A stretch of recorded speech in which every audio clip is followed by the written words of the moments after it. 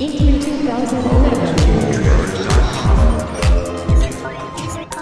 I'm over here getting ready to enter some Uncharted territory with Naughty Dog. Obviously, Evan and Christoph are here, and we're going to break down the amazing demo that we saw for one of the best games of E3 2011. Of course, I'm talking about Uncharted 3. Guys, thanks for joining us. And, you know, the footage yesterday wowed the crowd.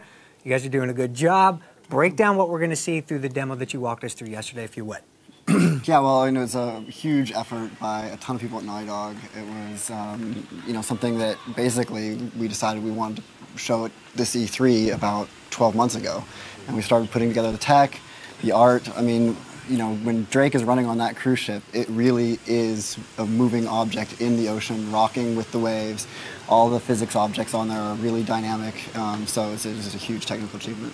Yes, obviously, you know, and that's the thing about Uncharted. I mean, you kind of know what you're going to get, but you also never know what you're going to get because of the set-piece moments and the environments. Talk about the specifics of this environment and why it's unique for the franchise.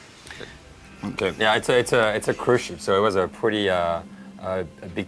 In terms of technology, it was very challenging because I mean the entire ship is moving. So like Drake is in that cruise ship where like he's like looking for something in the cruise ship, obviously, and he has to go just through the entire ship, and it's gonna be pretty impressive actually. Like the fact like the ship is gonna just turn over at some point, so yeah, I mean this is what we're seeing now. And obviously, we're going through a scenario here where Nathan's not trying to be very loud. Talk a little bit about the story point, what's happening right now. Yeah, this takes place about midway through the game, and you know, we don't want to get into too much spoiler territory here, right. So we don't want to tell you exactly what he's going after on this cruise ship. But we can just refer to it as a MacGuffin, and you know, he's trying to get into the hole to find it, and at that point, the catastrophic damage occurs, and the whole thing capsizes. Right.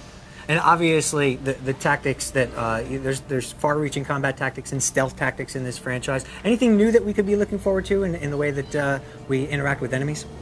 Oh yeah, lots of new combat. Basically, we've got this new brute type of enemy who's much larger than Drake, and when you get into combat with him, you have to take on brand new tactics. You can also start to use environmental objects to improvise as weapons and pick up bottles and sort of turn it into a barroom brawl. Obviously, in Uncharted 2, I think it was a pinnacle of storytelling for a lot of people to show how games could be so cinematic. What did you learn, though, from Uncharted 2 that you wanted to apply, that you weren't able to do in Uncharted 2, that you wanted to apply here in Uncharted 3? And if you were able to implement it, tell us what we would see. Well, from a tech standpoint, this demonstrates one of the new technologies we really wanted to push, which is our water technology. We wanted to have fluid dynamics and actually be able to fill rooms and have water rushing down halls and actually affecting the environment and the characters in it. So we can't, obviously that being such a big thing, we could expect more than just one water level in the game, I would say, right? That is a safe bet, yeah. You're going to see a lot of water and a lot of fire, too. A lot of water and lots of fire. We've seen the fire, it looked beautiful. Talk a little bit about what those things add to the dynamics of the gameplay that you're looking to implement. Yeah, well, it's always about the narrative and putting Drake into interesting situations that sort of test his abilities, and other characters as well. We're always trying to, you know, pull out different aspects of Drake's personality by the different kind of characters that he has to interact with. Yes, and speaking of those characters, obviously we were introduced early on to a little bit more of a cerebral type of a combatant in the game. Can you talk a little bit about who the main antagonist is? Yeah, her name is Catherine Marlowe, and yeah, she's basically the leader of this sort of cult sect that dates back to Elizabethan times, and they're sort of at odds against each other because they're fighting over the ring that Drake has around his neck, or Francis Drake's ring. They both feel they're the rightful owners. Now here's some interaction with water. We saw just a little bit. Talk a little bit about how much the water is going to actually impact gameplay, or is it mostly used as set-piece moments? So it's going to change the entire level. I mean, it's filling the hole right now. I mean, and so much water is going to be in there that it's going to just, everything's going to keep over. So it's changing the dynamic of the gameplay because it's changing the place completely. And so we were trying just to really make it as dynamic as possible. I mean, there's a lot of computation going on behind this, obviously, and so. And as you can see, it's just, and you can also now, for the first time, you can go underwater too.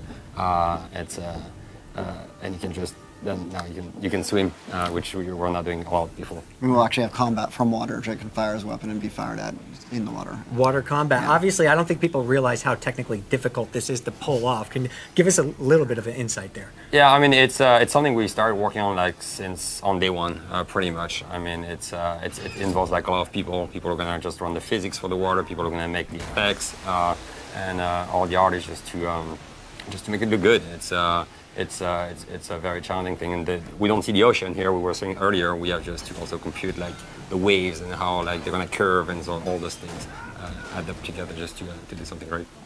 Obviously, Uncharted 3 is placing a huge emphasis on its multiplayer component this time around. It's a big deal for you guys. Can we expect to see water in the multiplayer aspects as well?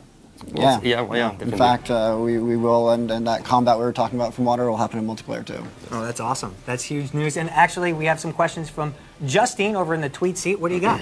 We do. We have one here from SilverHage86 on Twitter, and they are asking, is there going to be triangle drama like in Uncharted 2? Surely hope so, because that made the game so much more interesting. Yeah, definitely. Well, I mean, if you saw the trailer we showed yesterday, both Chloe and Elena make their return in this game, and so that's gonna, have some interesting dynamics to it. But actually, we're really focusing on Drake and Sully's relationship this time around. It's sort of a bromance. We want to find out, what makes that relationship tick, how far they can sort of push each other, and what the limits to their trust is. You have another question, Justine? Of course I do.